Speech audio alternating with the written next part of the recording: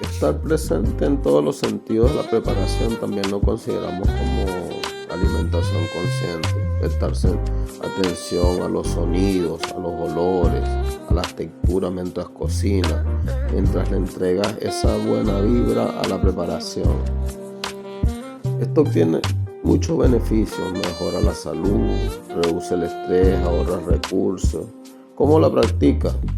Prestas atención a los sonidos, a los olores, a los sabores.